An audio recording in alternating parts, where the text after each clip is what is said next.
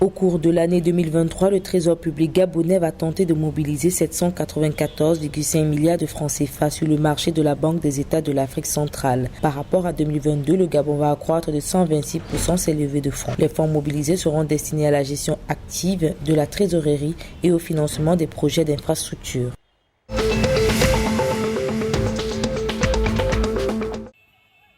À la suite des manifestations du 20 octobre 2022 au Tchad, qui ont coûté la vie à plus de 50 personnes, l'ONG Human Rights Watch demande réparation pour les violations des droits humains commises par le gouvernement de transition. Selon l'organisation, ces manifestations organisées par l'opposition ont été violemment réprimées par les forces de sécurité, entraînant des dizaines de morts, de nombreux blessés, ainsi que des centaines d'arrestations illégales suite à la décision du gouvernement de transition de prolonger la transition de 2 ans.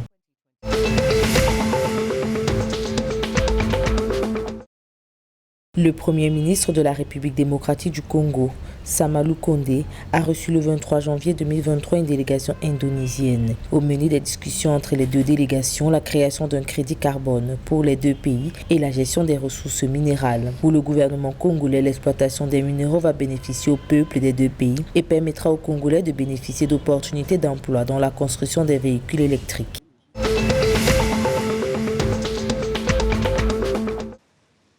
Dans un communiqué signé le 23 janvier 2023, le ministre camerounais de la communication et porte-parole du gouvernement, René Emmanuel Sadi, dément le choix du Canada comme médiateur dans la crise anglophone. René Emmanuel Sadi salue les efforts de la communauté internationale dans la résolution de cette crise et appelle le Canada et les autres pays amis à œuvrer comme les États-Unis d'Amérique, à traquer les financeurs et donneurs d'ordre des séparatistes qui continuent à alimenter la crise.